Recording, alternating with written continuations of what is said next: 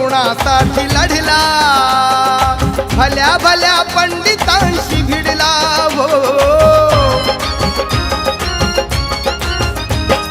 सांगा भीम कुणासाठी लढला, भल्या भल्या पंडितांशी भिडला, तुमचा नवा इतिहास घडला।